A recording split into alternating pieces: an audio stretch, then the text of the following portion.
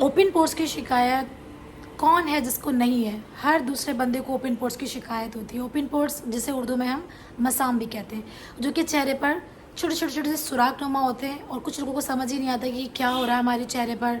कुछ लोग इसको स्कार समझ लेते हैं कि हमारे चेहरे पर गड़े हो रहे हैं, लेकिन ये होते हैं हमारे स्किन के मसाम जो कि खुल जाते हैं, जिन्हें हम इंग्लिश में ओपन पोर्स कहते हैं, खुले मसाम उर्दू में। तो ये जो होते हैं ये आपको ऑयली स्किन वालों को हो जाते हैं, या आपकी अगर एज बढ़ रही है तो एजिंग की वजह से भी हो जाते हैं, या सन डैमेजेस की वजह से भी हो जाते हैं, या फिर ये आपको जेनेटिक भी होते हैं। तो इसके लिए सबसे बेस्ट जो रहता है वो होता है नियासिनामाइड। नियासिनामाइड क्या होता है कि वो ओपन पोर्स को श्रिंक कर देता है। लेकिन आज की जो वीडियो है वो ये होने वाली है कि जिन लोगों को नियासिनामाइड सूट नहीं करता वो क्या यूज़ करें। उनकी तलाश जारी रहती है कि नियासिनामाइड का अल्टरनेटिव मिल जाए।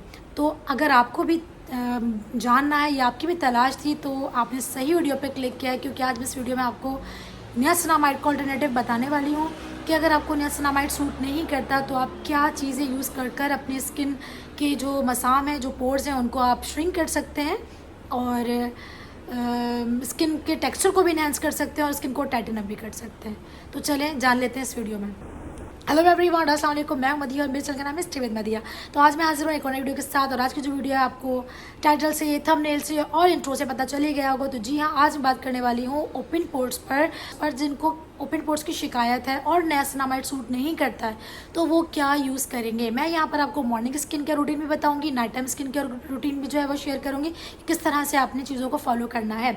और ऑल्टरनेटिव जो चीज़ें हैं वो भी मैं बताऊँगी कि नियासिनामाइड सूट नहीं करता तो आप क्या यूज़ कर सकते हैं।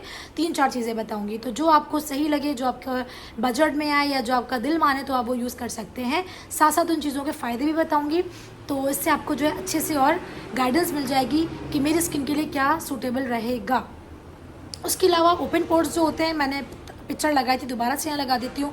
इस तरह के छोटे छोटे सुराख होते हैं आपके स्किन के अंदर, ये ख़त्म नहीं हो सकते हैं, ये सिर्फ श्रिंक हो सकते हैं, क्योंकि ज़ाहिर है स्किन का एक हिस्सा है, ये खुल जाते हैं।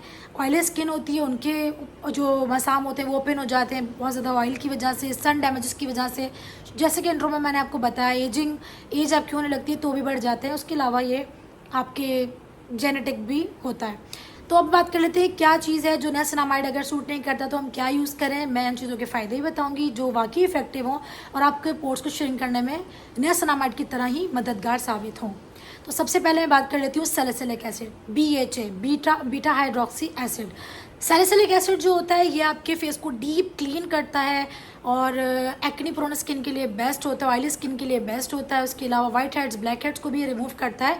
तो सैलिसिलिक एसिड जो होते हैं इसके ये फ़ायदे होते हैं, और एक्ने प्रोन स्किन वालों के लिए तो ये एक मैजिकली इंग्रेडिएंट होता है। तो आप सैलिसिलिक एसिड जो है वो टोनर के टाइप में भी यूज़ कर सकते हैं, या आप चाहें तो सीरम भी इसका यूज़ कर सकते हैं। 2% सैलिसिलिक एसिड जो होता है वो इनफ होता है, आपको टोनर की सूरत में भी मिल जाएगा और आपको सीरम की सूरत में भी मिल जाता है ईजिली मार्केट में। तो आप चाहें तो आप इसको टोनर की तरह लगाएं, या चाहें तो आप इसको सीरम की तरह लगाएं। तो सैलिसिलिक एसिड जो है वो भी मददगार साबित होता है आपकी पोर्स को श्रिंक करने में। उसके अलावा सेकेंड नंबर पर आ जाते हैं रेटिनॉइड्स। रेटिनॉइड्स मीन्स इसमें रेटिनॉल, रेटिनॉल, ट्रेडिनोइन, एडेबलिन, तो ये सारी चीज़ें जो है रेटिनॉइड्स में आती हैं। तो ये क्या करते हैं, ये आपकी स्किन के जो सेल्स होते हैं उनको बूस्ट करते हैं, कोलेजन को बढ़ाते हैं। उसके अलावा आपकी स्किन जो है उसको टाइटन अप करते हैं। जब आपकी स्किन टाइटन अप होती है तो जो ओपन पोर्स होते हैं वो ऑटोमेटिकली श्रिंक हो जाते हैं। जब स्किन आपकी बिल्कुल टाइट होती है तो आप खुद ही सोचें कि तो लूज़ है तो उस पर और ज़्यादा नज़र आता है। जब स्किन के टेक्सचर को भी चेंज कर देता है रेटिनॉइड्स, तो वो फिर अमेजिंगली वर्क करता है। तो रेटिनॉइन पर, रेटिनॉल्स पर बहुत सारी वीडियोज़ पड़ी हैं। अगर आप डिटेल में जानना चाहते हैं किस तरह से वर्क करते हैं तो आप जाके मेरे चैनल पर सर्च कर सकते हैं। ये आपका दूसरा ऑप्शन हो गया। अब यहाँ पे बात करते हैं थर्ड ऑप्शन की, जो कि होते हैं क्ले मास्क। क्ले मास्क बहुत ज़्यादा फ़ायदेमंद होते हैं और गर्मियों में तो मैजिकल इंग्रेडिएंट होता है। आपकी ऑयली स्किन भी है तब भी, आपकी ड्राई स्किन है तब भी। ड्राई स्किन वाले उसके अंदर जो भी आप क्ले मास्क यूज़ करें, मैं अभी नाम भी बताऊंगी, तो उसके अंदर विटामिन E के कैप्सूल जो है ऐड कर सकते हैं। तो वो ड्राई स्किन वाले जो हैं वो भी यूज़ कर सकते हैं। जैसे है बेंटोनाइट, काओलिन क्ले, ये बहुत अमेजिंग होते हैं, आपके कॉम्प्लेक्शन को भी इन्हेंस करते हैं, पोर्स को जो है वो श्रिंक करते हैं और स्किन को भी टाइटन अप करते हैं। बहुत अच्छे होते हैं, मैंने खुद भी काफ़ी देर से यूज़ करा है, काउलिन क्ले भी यूज़ करा है और बेंटोनाइट भी यूज़ किया है। बहुत अच्छे हैं, ईजिली दराज पर अवेलेबल है, आप चाहे तो वहाँ से जाके ले सकते हैं। लेकिन अगर आप चाह रहे नहीं हमें नहीं खर्च करने पैसे, कुछ और बता दीजिए। तो मुल्तानी मिट्टी, ये तो अमेजिंग है। मुल्तानी मिट्टी हर घर में अवेलेबल होती है, बहुत ही अच्छी होती है। कुछ भी नहीं है आपके पास, आपने रोज़ वाटर उसमें डाला, उसको मिक्स किया और लगा लिया। रोज़ वाटर नहीं है तब भी आप सादे पानी जो होता है टैप वाटर, उसमें मिक्स करके मुल्तानी मिट्टी को आप लगा लेंगे और मोटा मोटा उसका लेप लगाते हैं और बिल्कुल उसको ड्राई होने नहीं देते हैं। अक्सर लोग ये करते हैं कि बिल्कुल ड्राई हो जाते हैं तब उसको वॉश करते हैं, ऐसा नहीं करते हैं। जब हल्की हल्की वो गीली होती है, फेस पर हल्की हल्की ड्राई हो जाती है, तब आप उसको वॉश आउट कर लेते हैं।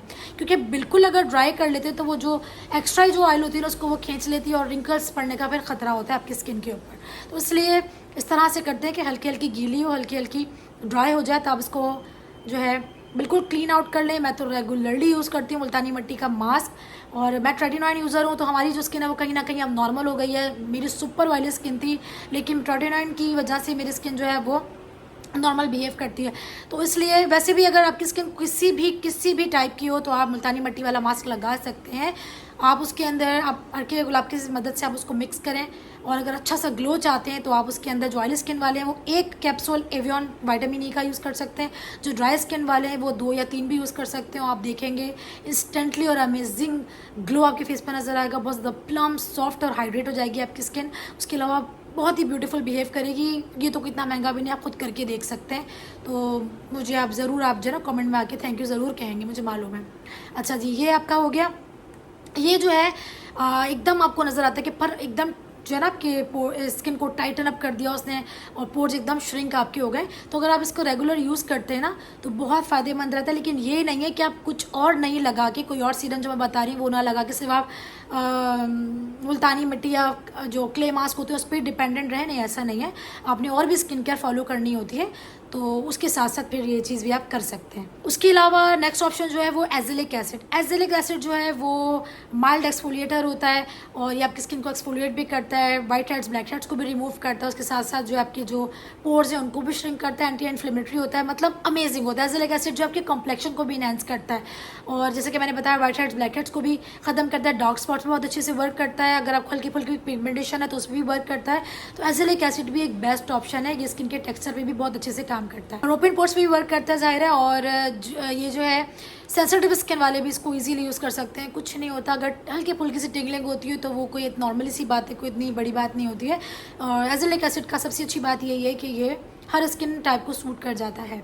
उसके अलावा जो सबसे इम्पॉर्टेंट चीज़ है वो है सनस्क्रीन। जैसे कि मैंने इंट्रो में आपको बताया था कि सन डैमेजेस की वजह से भी आपको जो ओपन पोर्स की शिकायत हो जाती है, तो वो यही होता है कि आप सूरज में जा रहे होते हैं, बाहर जा रहे होते हैं, सन एक्सपोजर में आप आ रहे होते हैं, सनस्क्रीन आप यूज़ नहीं करते हैं, तो ओपन पोर्स के साथ साथ आपकी स्किन पे झाइयाँ, मेलास्मा, बहुत सारी फ्रिकल्स, बहुत सारी प्रॉब्लम्स का जो आपको सामना करना पड़ता है। उसके अलावा जो एजिंग साइंस है वो भी आपको नज़र आने लगते हैं सिर्फ एक सनस्क्रीन ना यूज़ करने की वजह से। क्योंकि जो यूवी रेज़ होती है ना हमारी, ये बहुत ही नुकसानदेह होती है हमारी स्किन के लिए। मसां भी बड़े बड़े कर देती हैं और स्किन का गर्क कर देती हैं स्किन का।